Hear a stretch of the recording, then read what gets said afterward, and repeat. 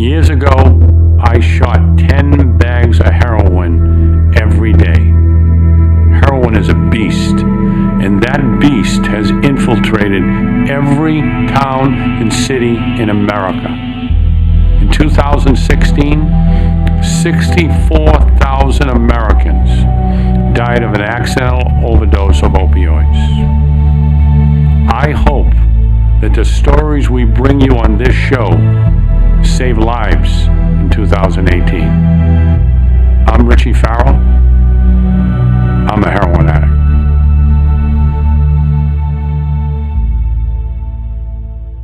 Okay, here we go for another show. It's going to be a fantastic show. I just want to tell a little story.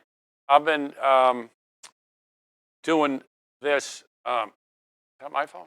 I've been doing this for about 30 years, on and off, different types of media from Nashville. And I always, Jazz, when that light goes on red right there, I look at it, and I always think I'm going to freeze and go, just look at it. It hasn't happened yet, but one of these days I'm going to do it on purpose, and you're going to have to take over. Okay. First thing I want to do is say the name of this show is I'm a Heroin Addict. What we're telling our producers for the first time, they haven't heard it, but they're listening in the control room, is that we're going to change the name to the Addiction Exit Team. Because we felt, I wrote this book years ago, I'm a heroin addict, and it's kind of like my story, and this show and this epidemic isn't about me. So we have to try and just reach out and grab people. And that's the first thing that we want to change that to. The second thing is we all, for those of us who watched our show 2 weeks ago, this young lady that I now call Jazz did such a fantastic job that I asked her after the show if she would be a full-time co-host. And she thought about it, and many people told her not to. No, I'm kidding. Many people who knew me said, don't do it, don't do it. I'm kidding. And so she is. So Jazz, tell the audience a little bit about you and yourself and why you decided to take up my offer. Sure, absolutely. So for those of you who didn't see the show 2 weeks ago, 33 years old, I'm a recovering heroin addict. I'm a drug addict. It doesn't really depend on this. It doesn't matter the substance rather. So I spent a good majority of my life suffering from pain and active drug addiction. I had my first drink at the age of 9. I was a full-blown drug addict by the age of 14. 14 to 28, I was in and out of programs, jails, institutions, you name it. I was in and out of it. And I couldn't escape this suffering and misery. And I had no idea how to do that or what was going on. At the age of 28, I started getting mandated to different kind of treatment centers. I was homeless, living in the streets, doing whatever it took to get high. And I had accepted that this was the life I was going to live and that I was going to die this way. And I thought that's what life was, And something happened in my life where I had hit enough pain, and at exactly that point where I had hit enough pain, I had gotten a scholarship to a treatment center, which wasn't a scholarship that I had asked for. It had just been given to me, and in that brief moment I went. And from there, moving forward, I realized and I started discovering pieces of myself, and I started feeling myself come alive. And I realized that not all life was pain and suffering, and as I just really threw myself into that, I started finding who I was, and I'm actually an individual that's full of passion. And it was really cool to experience that because I never had before. And so I'm 15 months sober now, and one of the ways that I stay sober is that I give back. And that's a huge foundation in my sobriety, to be of service and to help others. And for someone who grew up around active drug addiction and only knew that lifestyle, to feel that there was no hope, who am I to not offer hope? Right? Who am I to not? I found a way out. For the majority of the time, I'm pretty happy. I'm full of passion. And not to say that sometimes life doesn't get a little dark, but I've been given the tools to work through that. and life's pretty good today. And so whenever I have the opportunity to extend my hand to someone that has the willingness, the desire, and wants to make it out of active drug addiction, I know a way. Perfect. Yeah. Perfect. So why don't you introduce our buddy over here? Yeah. And tell a little, so he can tell a little bit about his story. Absolutely. So our guest that we have today is someone that's kind of a litter mate with me, and that being that we got sober around the same time. This is Calvin, and Calvin and I haven't known each other for that long, but Calvin's been sober for just around a year now, and when I first heard Calvin's story, I was blown away. I was blown away by the amount of things that this young man has gone through in his life, and that he's made it through, and you know what I mean, all the times that like he's defied the odds and escaped death, and he's still here. And not only that, but he's on the other side of things now. You know what I mean? He's going to be a year sober here in a couple days. He's a contributed member of society. When I see him, his face lights up. He's full of joy. He's a kind, loving soul, not someone who he describes as an active drug addiction for sure at all. So I was really excited to have Calvin in today as a guest. Absolutely. So when, Calvin, why don't you tell us when this all first started for you? For me, growing up, like I tried the alcohol and the drugs at a very young age. Like 6 was like the first time I had a beer. And I smoked weed when I was like 8 or 9 years old for the first time. And my father caught me. So that was an interesting thing. And what he did was he tried to put the fear into us. He brought us to the police station and tried to see if, I had this guy yelling at us and stuff like that. And Scared straight. yeah, I tried, and it worked for like, a few days. And, but, seriously, it was just, like the progression. I always just felt like something was off, man. I was like a little to the left. And, and every time I was never that kid that said, I won't try this or I won't do that. And things just progressed. Like, if you're a person, if you're one of me, then you start out with the alcohol and the booze, and you end up with a needle in your arm, and that's how it was for me. I started doing cocaine at a very young age. How old were you? I was like 13 or 14, and and like that was like a thing for a long time. It was like every weekend, and then it turned into every day. It was like whenever I could get it, everything I had went towards it. And then 16 years old, my best friend comes over, and he's like, "Hey man, I got some heroin." I'm like, "Okay, let's do some," And he's like, "Okay." I'm like, "Break out some lines." Yeah. And he's like, "No, you're not doing it unless you do it like this." And he pulls the needle out. And at first, my first reaction was like, "No way, I'm not doing it that way." But I saw how like messed up he was. Yeah. And I wanted to escape what I was feeling. So I shot up for the first time. I tried heroin for the first time, and I threw up everywhere. Yeah. And I couldn't wait to do it again. Any normal person would have been Right. like, "All right, that's not okay," Yeah. And then just from there, it was off. Like I had arrived. Yeah. You know what I mean? And like I just I fell in love, and like so that was 16 years old, and for the next I'm going to be 34 next month, so the next 16, 17 years, I chased that time right there. Let's go back a little bit and take them, because I like when you said something that hit me. I wanted to escape what I'm feeling, or I forget. I'm paraphrasing that, but let's for someone who's watching this and saying like, okay, how the hell did you go from 13 to 16? And so for me personally, in my memoir, I talk about my father was a crazy bastard, and there was a lot of, there was a lot of abuse, and I could never, get him to love me for just being me. I had to be by him, and it was, I almost swore. It was crazy. It was crazy, So what heroin did for me is I didn't have to pay any attention. So what was it? Because people are going to say, right? And here's the biggest thing that I get. Oh, no, this isn't, I live in a town. We don't have those type of kids there. So what was the disconnect that you think that you were trying to escape? So for me, like when I was young, I was very young, and this is kind of like building up to that. Like I was sexually abused from the time I was like 6 until I don't know 10, 12, sixth grade, and that right there like blocked me off. I learned how to lie. I learned how to stuff those feelings, and everything about my life was like just a different character.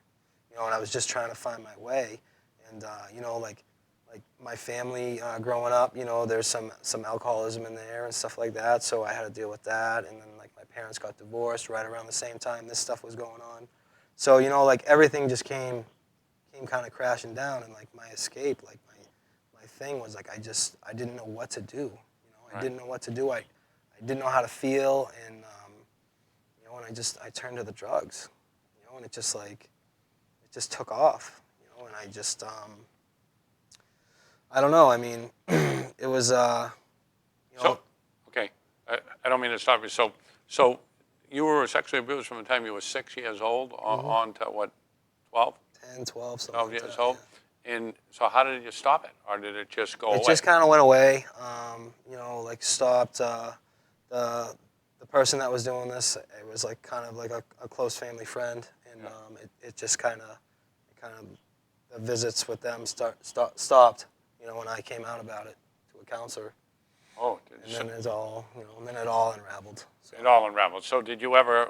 So you weren't able to go take those feelings to a counselor, or you did? I did. So like the thing about me, and I don't know if you guys can relate. So like when I go to a counselor, I never tell them the truth. You know what I No. mean? I'm always Yeah. lying, and Yeah. so like if someone doesn't get the truth about me, then they can't help me. Right. You know what I mean? And I wasn't gonna go in there when I was 12 and 13 and like tell him that like, hey man, I've been using drugs, and he's gonna tell my parents. So it's like this whole little life of like sneakiness and stuff starts. Yeah. So, okay, so you're 16, you do heroin, you throw up, and then you couldn't wait to do it again. And so you talk from 34, 16 years. Where did that take you? Oh boy. So not everything has been bad through that time. Right after that, I was just like dabbling here and there. I never really got a habit, and I wasn't in school anymore. I dropped out, and my mother was like, "Listen, you need to do something with your life," And so I got shipped out to Florida. I went to Harley Davidson school. Okay. So when I go down there, everything's going good, and like just smoking weed and like doing my thing, and I start doing cocaine. So for me, wherever I go, like whatever type of the country I am in, those are the type of drugs I do. I'm in Florida, I'm doing cocaine. I go to the South, I'm doing a lot of meth, and I start doing cocaine. And like it's becoming like it was when I was younger again. Yeah. And this kid's like, hey man, the real way to do that. And I was like, really? I didn't know. I never knew you could shoot coke. And yeah, and then it was, that was off. Every day was. Yeah, okay. Yeah, we have a question from someone. What would you tell someone who is struggling, seeking help, but doesn't know where to turn? Well, for me, I always thought that like nobody was just like me. You know what I mean? Like, and doesn't know where to turn. You got to start somewhere. Just like me, I started to reach out and ask for help with my family, and I always tried to hide it, but they didn't. When I finally came out, I was the last one to see the apple on my head. You know what I mean? So they already knew about it. Right. It was just me coming over that fear. So, like when I started to talk to my family about it, like that was the first place that I really turned. You know what I mean? Like they were the ones that helped me, and it was hurtful, and but like the resources and stuff like that we were able to get like through that, I couldn't do it alone. Yeah. What if they don't have family support? Some people don't. So if you don't have family support, there's a lot of like self-help groups, different types of meetings like that you could go to. All that information is online, and detox. You can get all that stuff through the state. Depending on where you're at, depending on your insurance, and there's scholarships. There's all sorts of help that way. But you're kind of, You know, from the little I've heard, and I want the audience to see that, is that Jazz was saying, you're a miracle to be here. You died. And in a minute here, we're going to put up a picture, if we can, here of your arm.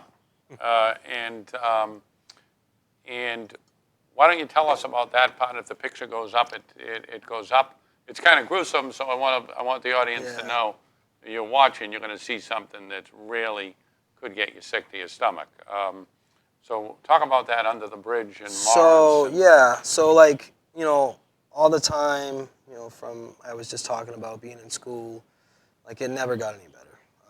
You know, what it led to me was like the last 4 or 5 years of my using out on the streets in Lawrence. So, you know, this was kind of like in the middle of it, and I get this infection in my arm, and I don't do anything about it. I don't do anything. My whole arm is swelling up. Right. You know, this is a scar from it now, but the whole thing is starting to swell up, and I don't go to the hospital. I don't go. Finally, I do, and they cut it open. They want to admit me, and I leave, and I go to work the next day because I was a working junkie for a long time, and so you were living under the bridge. yeah. Well, this time at this time I still had a couple of people in my life that I could stay on their couch or something like that. Okay. But those, I mean, that was diminishing, you know. And they call me the next day and they say, hey, we can't tell you what to do, but you like need to come back here, the hospital. And I had 2 blood infections, and I get admitted within like 20 minutes, and they start doing surgery. And I mean, I had these red lines from the infection coming across my chest, like I was dying. They told me they were gonna have to take my arm. And you know, the doctor telling me like, hey man, like you're gonna die from this, you know, like 50% chance, like we're gonna take your arm, like 30% chance you're not gonna make it through it. And you know, the crazy thing about that is the whole time I was in the hospital, I was like shooting my meds in my PICC line. You were? Yeah. I'm like, I'm dying, but like I still gotta get high. You know what I mean? Right. Like it's sick, man. It's sick. Yeah. There's no question. But the picture I saw was wide open, right? So yeah, Tell us about that. So they stapled my whole arm up. Yeah. After the surgery, I had like 3 or 4. So show me your arm there. So the staples were from there All all the the way way down, down. yep. The picture I saw, that was just wide open. Yeah. So what happened was it started to get a bacteria in it. So they opened half of it back up and they put this like a wound vac on it, you know, and it was so painful, like because they had to change it every couple of days, and I don't have insurance at the time when this is going. Right. So I mean, I'm trips to ICU during this, so I mean, I can't imagine what that cost to do all that. They opened it back up. They showed me how to do a wet to dry dressing in the hospital. Yeah. They gave me a backpack full of supplies, and they shipped me on my merry way. There you go. Yeah, because they wanted to give me like a visiting nurse, but a visiting nurse can't come see you under the bridge. You know what I mean? So they're like, hey, good luck. Right. You know, and I'm under the bridge, out on the streets. You know what I mean? And like I always hung out with people that were just a little bit worse. Right. Yeah. I mean, so I can like feel better about myself. Like, hey, at least I'm not like Mark. You know what I mean? Or whatever. And when these guys are telling me like, hey, dude, I don't know if you should be doing that because I'm shooting up in my arm. Shooting right in. Changing the dressing every day. I'm lucky. I mean. I don't even understand how you kept it clean. Yeah. It's Every day. insanitary. I mean, Yeah. every day this is one thing I would take care of it. You know, and Yeah. it was crazy. So let's talk about, you know, surviving that. What's the one thing that, I know there's a lot, and I know for me that turning point, but what's the one thing that took you from this open wound, dying, shooting into that wound, to being where you are now? If you could try and grab it. There is so when that was going on with my arm, I had a daughter. She was born. I was in the hospital. You know, I wasn't there for that. You know, I missed that. You know, and like what it did to me is it blocks me off, and like they're telling me like, hey, you're having a daughter, and I can't even feel those feelings. You know, and so what I do is like I gotta get more messed up because like I can't believe that I'm doing this myself, and this is a cycle, and man, I'm still out on the streets. I mean, I go right back to the streets when this, and like that didn't even faze me.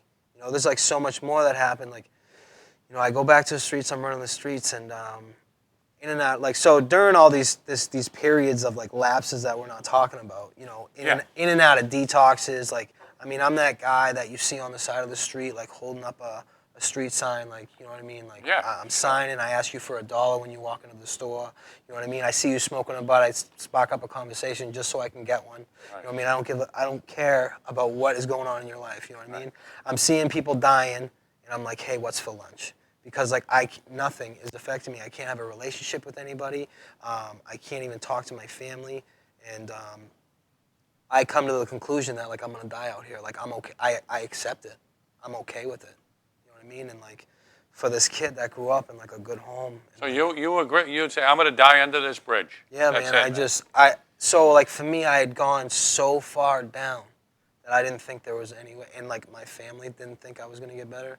And not only the fact that like I couldn't get up out of that hole, but like mentally, they didn't think that they thought I was gonna be like messed up. You know what I mean? And so like overdoses, treatments. You know, the last year I was out, I overdosed 20-something times. I just kept falling out.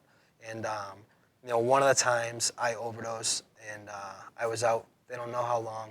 My brother found me, and he said he knew. We had this conversation not too long ago, and he said he knew that I was overdosed when they couldn't get a hold of me. And he found me, and he said he saw them Narcan me 11 times.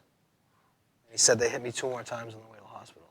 You know, when like when I got up from that, like the fear was in me for a little bit. I was like, I saw the look on my parents, my brother and my father's face, like he's messed up. Because I didn't remember anything. I didn't know what was going on. I didn't think I was going to be okay. I was in the ICU, kept asking the same questions. You know, and like fear, like just like when I was a little kid, like that kept me clean for like a brief period. But you know, as soon as like that went away, I was right back to the streets. And so like one of the big things that happened was 2 summers ago. I'm back on the streets, in and out of programs, and I start getting a little sick. It's like summertime, and I'm getting these like fevers. And I think I have like cotton fever or whatever. And you know, I'm like on the street signing, and like slowly I can't walk. You know what I mean? I can't even stand up now. You know, it's gone. It's almost a month now from that first symptom, and I'm standing there, and I can't even stand up anymore. And I can't even get money. And this guy comes over, and he's like, "Hey, do you want some help?" And I didn't, but I didn't know what to do. So I go to detox, and I detoxed, and I kept telling them, like, something's wrong. Like, something is wrong. And they're like, oh, you're fine. You're just detoxing. And, like, I've detoxed so many times that, like, I know what day, like, I'm going to stop feeling this way or that way. Right. And, you know, they send me off to another place, and I start spitting up blood. And they take my temperature. It's like 104.7. Well, it turns out they shipped me off to the hospital finally, and I have endocarditis. Wow. Bacteria in your heart valve. Yeah. And I spent almost the next 3 months in the hospital. Wow. Once again, the whole time, cheeking my meds, shooting in my PICC line. I have a bacteria on my heart from getting bacteria into my blood, and I'm shooting my meds into my PICC line. You know what I mean? Yeah, I do know what you mean. Yeah, I mean, people think, I mean, this is an insane disease. You know, I mean, people get all, you know, all upset about when we call it disease. But what's the one thing that we could, because our audience looks at you and they're saying, what the? Yeah. You know, what the? How's this guy, you know, how's this guy doing?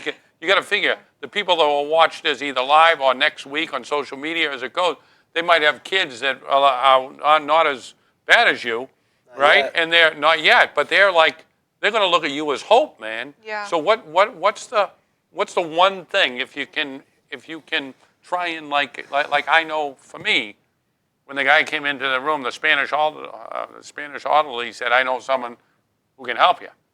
And I said, yeah, who's going to help? And he said, Jesus, man. And so that whole thing all came together for me. I mean, a lot of things happened after, but for you, what was that? That one thing, I mean, so I got arrested, and I'm in jail, and I stopped praying. I start praying, and I don't even know what I'm praying for.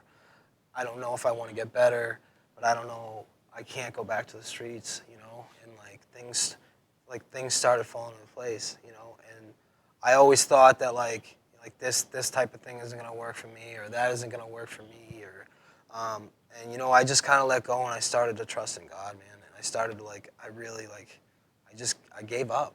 You know what I mean? And like, I started to see people that I was getting high with that had been sober. You know what I mean? Like people who were like doing what I was doing. And like all these people are like, oh, you have to put all your faith in God and telling me all these things about how I'm going to do it. And I just saw this kid that like, last time I seen him was like 10 years ago, and I'm standing on his back because he did the biggest shot of coke he's ever done, you know? And now he's sober 10 years, and I'm at a detox, and he's working there. I'm like, you know what I mean? So that was the hope for me. Like, wow, if this kid can do it, then I can do it. You know what I mean? And if I can do it, anybody can do it. Yeah. You know what I mean? And that's what it was for me. And then I started to work a program. I started to do what people suggested to me. You know, I did, and things started to get better. And it's not all like, my life has not stopped getting better since I started seeking God. It really hasn't. You know, I feel like your life gets progressively worse on drugs, right? Like the addiction gets worse. And in my experience, like the more you do the next right thing, your life gets progressively better. It can turn around. It's, you know what I mean? It's progressive either way. yeah, and it's crazy in like such a short, like, I mean, it's been a year. So March 1st last year, I arrived at treatment, and in a year, I've kept the same job. I got an apartment. I got my license back. I got a car. My daughter's in my life. I'm about to get her. I'm about to get custody of my daughter. And like, if you had told me this like a year ago, I would have been like, you're crazy. Wow. That's, when you think about this, Jazz, it's like this guy has shown. I mean, we have to look at this. People call me all the time, and their kids are dying. They're crying. There's there's a woman that learned to cope program all around, and it's just parents suffering watching their kid.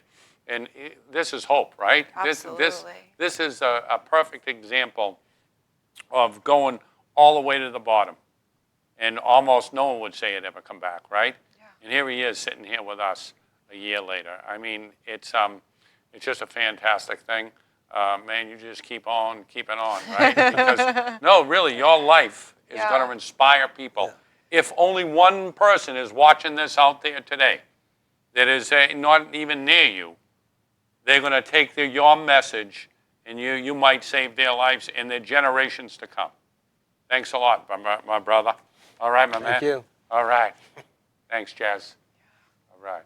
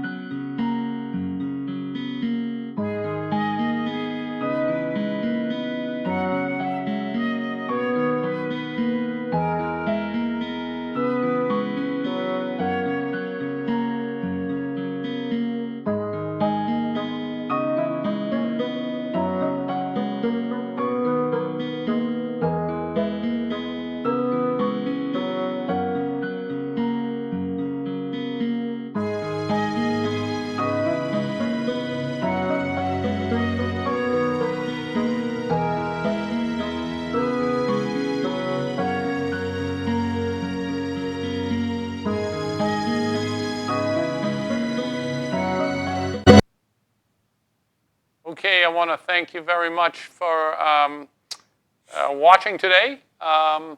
We have this fantastic show, and the show is based on my book, I'm a Heroin Addict, which is about my 7 days in court-ordered detox in Lowell, Massachusetts, that is no longer there. If anybody has seen the movie One Flew Over the Cuckoo's Nest, the hospital that the Cuckoo's Nest was filmed in is a 5-star hotel compared to the Lowell detox. However, I have this fantastic new co-host, Jazz, and in bringing her in, things just happened. It was just like by accident. She came to us, and her boss, who she worked for, wouldn't answer my emails for months, and finally he does now, and she's my co-host, and I didn't even do that on purpose. No, I'm kidding. But we've decided to change the name so we can reach out across America. It's not just about me, Richie Farrell. I'm a heroin addict, all that stuff. Yeah, that was a long time ago. I'm an old white guy. These guys are young. Now we're going to change our show to be called Addiction Exit Team. And today, well, first of all, I'm going to introduce Jazz. And Jazz, tell us a little bit about yourself and how you got to this crazy place. Sure. So I was a guest on the show 2 weeks ago. By chance, there was another guest lined up, and she called and canceled, and I didn't know who Richie was. But I had no idea if this was going to be the real deal or not, but Richie got my number from a friend. And what qualified me to come on the show is that I'm a heroin addict. You know, I told a little bit of my story 2 weeks ago, but just to catch everyone up to speed, I'm an alcoholic, I'm a drug addict. I had my first drink at the age of 9. I started alcoholically drinking by the age of 12. I didn't realize that I was suffering from an internal condition at that age. I just knew that there was something wrong with me. I never felt a part of, I never felt a connection with people, with myself, with anything. I just never felt okay. By the age of 14, I was a full-blown drug addict. And that led to a lot of things, you know what I mean, in and out of jail, treatment centers, institutions, overdoses, if you name it. Unfortunately, fortunately, I've done it. And I lived in a lot of pain and suffering for a long time, and I had no idea that there was another side to this thing. There were a series of events of being mandated to different treatment centers and being incarcerated.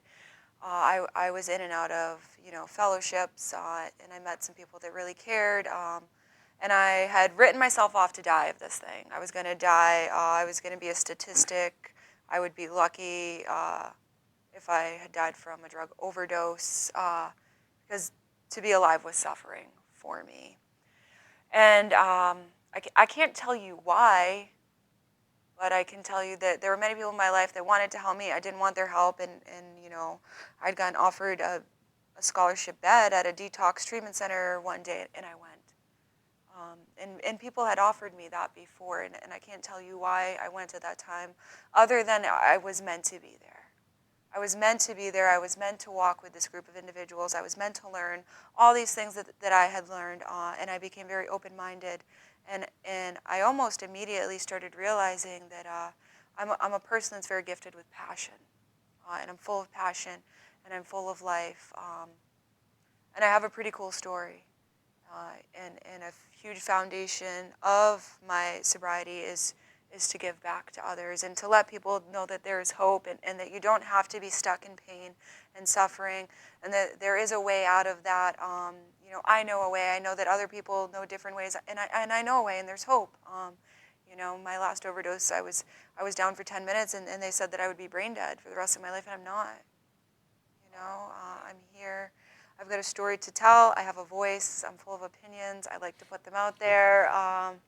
And so by chance, I got linked up with you, and how cool. I get to do what I love. I get to talk and put my opinions and thoughts and feelings out there. But see, there's something that measures here, because a lot of people say I'm brain dead. So, no. So why don't you introduce our friend Calvin here? And Yeah, absolutely. I'm really excited for today's guest. So when you get sober with people, they're kind of like litter mates, right? There's like a bunch of you, and Kelvin and I got sober around the same time, and he's someone that I see quite frequently now, and he's someone that inspires me. You know, I have what we would call a podium story, a gut-wrenching story, and so to hear Kelvin's story and to see all the things that he's made it out of, all the situations that he's overcome, and to watch him just shining today, and living life and being a contributing member of society, extending his hand to anyone that's looking for help. Kelvin's there for them. It's really awesome to see. So our speaker today is someone that I hold very near and dear to my heart, Kelvin. Thanks, Jazz. So you want to hear a little bit about me? Tell me a little bit about your story. Okay, so I grew up in southern New Hampshire.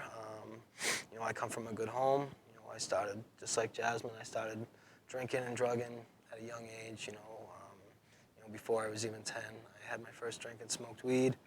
And, you know, like, for me, like, I started smoking weed on the regular, like, every day, you know. And, you know, that's the one thing is, like, people always say, oh, it's just weed. But I was, like, smoking weed like it was crack, you know. I was getting like every day, all day, and like the addictive behavior was like right off the rip. So Like Snoop Dogg. yeah, right? yeah, Right? yeah, like Snoop Dogg, exactly like Snoop Dogg. Yeah. So you know, going through school, like you know, I started with the hallucinogens and stuff like that. I had an older brother, so like it was kind of like you know he was like my hero, my idol. I wanted to do everything he did, you know, and I did everything he did, but I like took it to a whole nother level. You know, so like through all that progression, you know, with the cocaine and the heroin and everything, I dropped out of school, you know, I started IV drug use. And for me, like what happened was I ended up on the streets. You know what I mean? I ended up homeless in Lawrence on the streets, flying a sign. You know, and this kid that grew up being loved and taken care of and had these morals is now a hopeless junkie out on the streets asking you for money. And that's what happened to me, you know, through it. You know, I got this, I've had like a bunch of stuff happen to me, you know, the endocarditis, and, you know, I had this infection in my arm, and I broke my back. I broke my back a year ago out on the streets in Lawrence, and like I get out of the hospital and I go right back to the streets. So, you know, and like things happen over the time, you know, I was in the hospital with the endocarditis, and like I always had these like opportunities to like go get help, you know. So explain that. Yeah, so your heart was infected with bacteria. Yeah, so my heart got infected, and what happens is like your heart valve opens up and closes, and blood flows in, and so when you have a bacteria, it's on your heart valve, and when it closes, it doesn't close, so it's not pumping and stuff properly, and it starts to eat at it, you know, and I mean you need a lot of antibiotics to get rid of it, or you need open heart surgery. Wow. You know what I mean? And like that's what's going on, and like you would think that like that would be enough to get somebody clean, you know what I mean? You would think that like this near-death experience, you know, is like just one of many. But like I was getting high the whole time in the hospital. So like there's a funny story about that. I'm sitting in the hospital. It's like one of the last days in there, and you know, a really good friend of mine, you know, he owns Granite Recovery, and I call him and I talk to him on the phone. Is that the guy who wouldn't answer my emails? Yeah, Eric. Yeah. So I'm talking to Eric on the phone. And he's like, hey, and he's explaining to me this treatment place up north, Green Mountain in Effingham, and I'm like, okay. And he's telling me all this stuff, and he's like, hey, so he's like, I'll help you out. You want to go? So I got nothing. You know what I mean? And he said there was like a long pause, and I said, let me think about it. I said, let me think about it. You know what I mean? So if that's not like addiction right there, you know what I mean? Like, and there's a question that came in. Why don't you read Absolutely. So you had talked about the infection in your arm and being in the hospital and all of that. And so the question came in, will you have complications from that bacteria for the rest of your life? So the thing about that is as long as I'm not, you know what I mean? If I go back to using again, yeah. Like, so that spot on my heart valve is you know, anytime I get a bacteria in me, it will go right to that spot. So that'll be the only issues I'll have with that. But I don't have any bacteria in me now. Like I'm not, as far as I know. But I'm not, you know what I mean? It's not going to be any issues. My arm is healed. So your arm was open from there to there, right? Yep, it was all the way open. And they actually let you back under the bridge with an open arm. I mean, I was homeless. I was running the streets. I didn't have insurance. I mean, they can't, you know, they can only do so much. Wow. So yeah, you know, and like the funny thing about that is like that night when I left the hospital, I stayed at my mother's house, you know, for a night, and I overdosed. I stopped in Lawrence on my way to my mother's house and I overdosed. And like the funny thing about that is like that last day I was in the hospital with the endocarditis, I overdosed in the hospital. You know what I mean? And like that's like it's So, insane. so let's talk about that. There's some controversial stuff out there, and I see um, on a national scale that a lot of people are talking about 3 strikes and you die. You know, have you heard that? It's like a lot of in Ohio there was a state senator that wanted to pass a bill that at the 3rd time that you would be revived, they would just let you go. Yeah, I don't agree with that at all. Yeah. You know what I mean? So like for me, like I had like 20-something overdoses just this last year. Of the last year I was out running the streets, and you know, one of the times like I was dead, and my brother found me in a hotel room, and they Narcan me like over 10 times. Like my brother said they saw him do 11, and then they hit me like 3 more times on the way to the hospital. So if you're gonna stop after 3 times, you know what I mean? Like I'm dead. I mean, and like I've Narcan people like 4 or 5 times. You know what I mean? So like, who are we to say that like that's not going to be the one that saves them? Well, because we're bad people. We're immoral people. It's our choice to stick Yeah. that needle in our arm. We're junkies, man. We're bad people because good parents don't raise Yeah. good parents don't raise junkies. So like the thing about this is that like I'm being a jerk. I Yeah. know you are, but you know, like that's the stigma behind it is like, you know, like they're junkies, like, you know what I mean? And this stuff didn't start getting so much attention until it started falling on like you know, like the real people's doorsteps, you know, when it's affecting their families, and you know, but it's been going on for like a long time. But now it's just like, you know, now people are dying because of the fentanyl, and it's getting crazy out there, you know. But it doesn't matter about your morals or like how you were raised. You know what I mean? Like you could have like all the love and everything in the world. It's you know, it's not. What I found over this journey of my last year is that it's not the drinking and the drugs.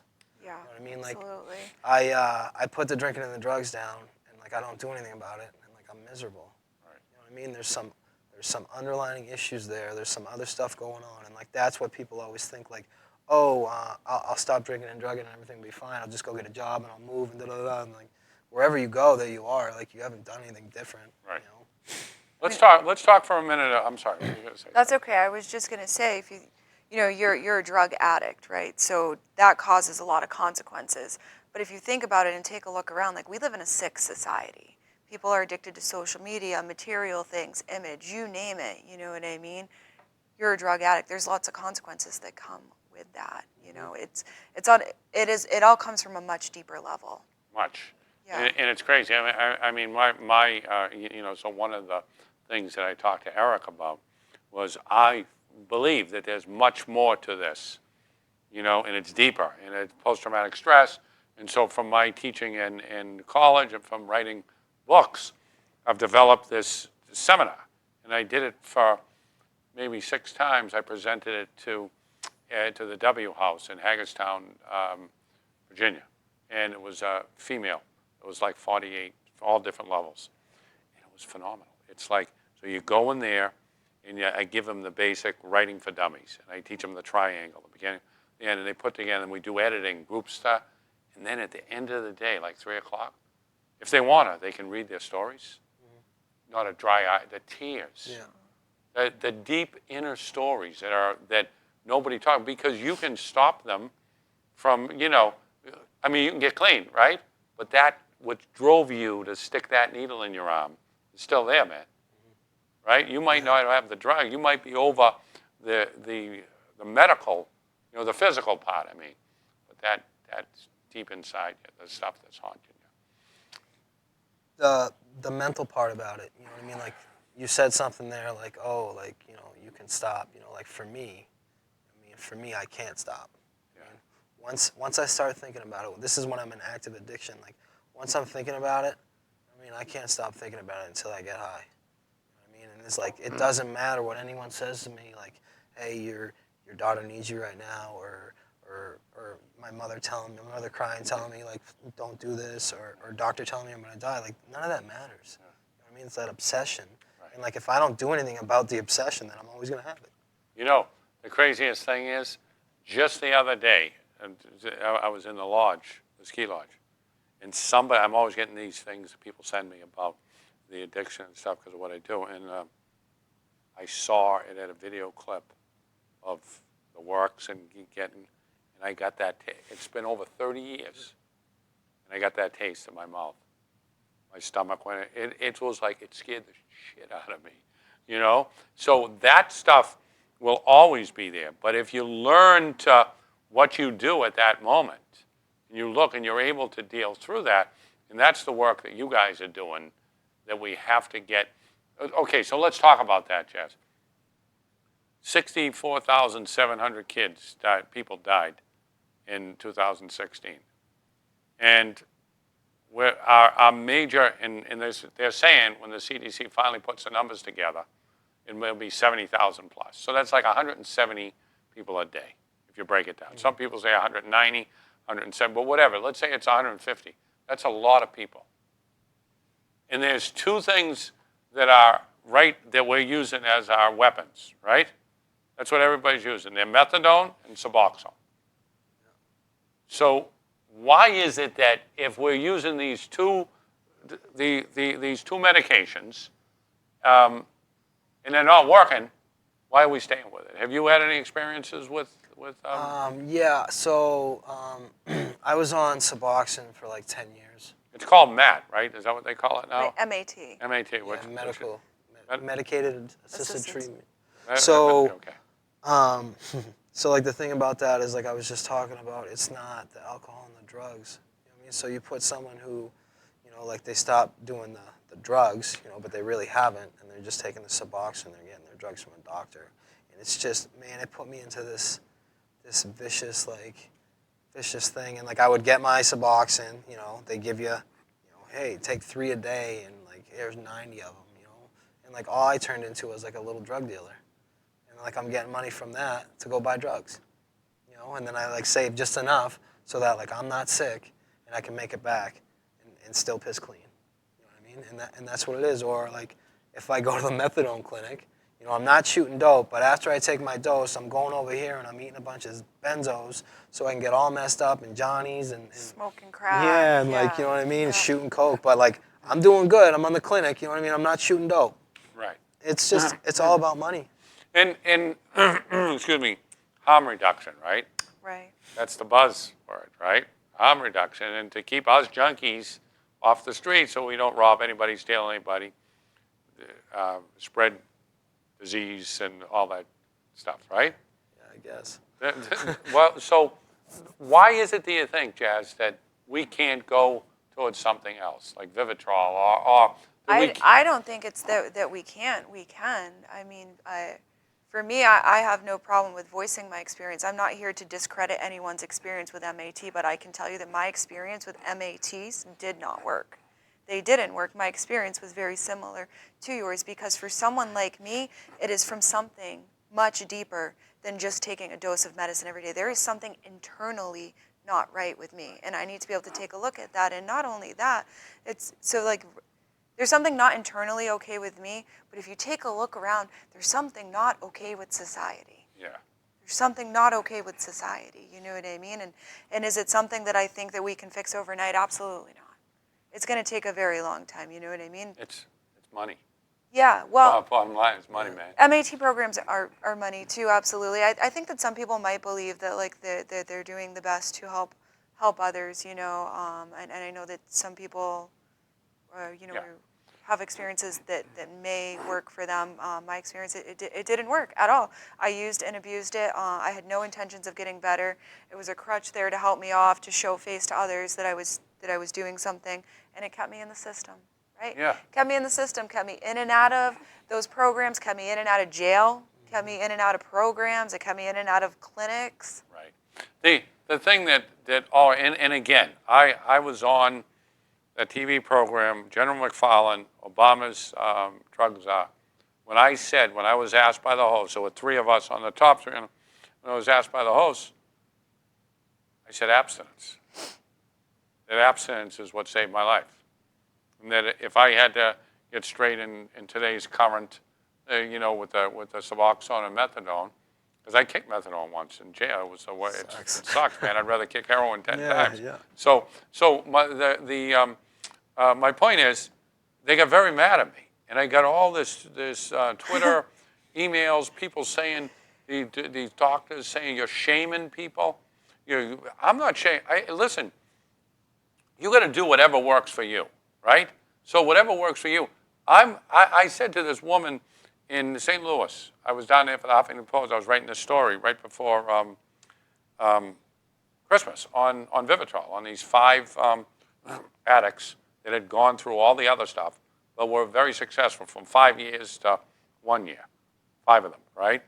And they were successful. And when I was interviewing, I said, "What about abstinence? Are we like even mentioning that?" And they were like, "Well, it doesn't work." And I said, "Well, why doesn't it work?"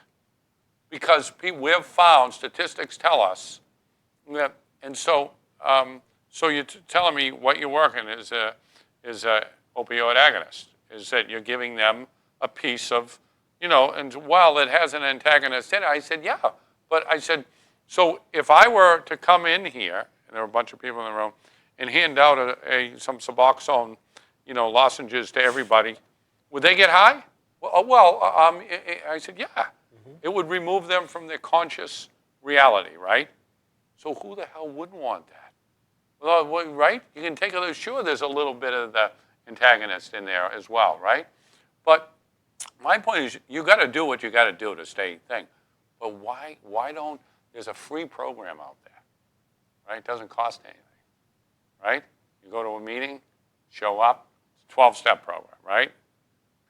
Why aren't we using something that had worked before? Why do you think we're not using that free program as much? Why do you think that we have to? And again, I want to say, I'm not against it. So people, I don't want to get tweets and things that I'm being, I'm being this asshole that's just going to say, you got to get my way. Because no, I was, my upbringing qualified me to beat it this way. Like I was I get the shit beat out of me, and I learned the whole lull on the streets and the barking, the fighting, and that qualified me to be a little tougher. And some people say they can't do it. I got that. But why do you think we're not pushing that? Want to take that one, Jess? I think that there's probably a couple different reasons. Fear, right? So if you have someone with a story like Calvin's or mine, and like their family's very scared, and so you can go and present the family with like, hey, like we have this MAT program, statistics show, it's putting a Band-Aid over it, right?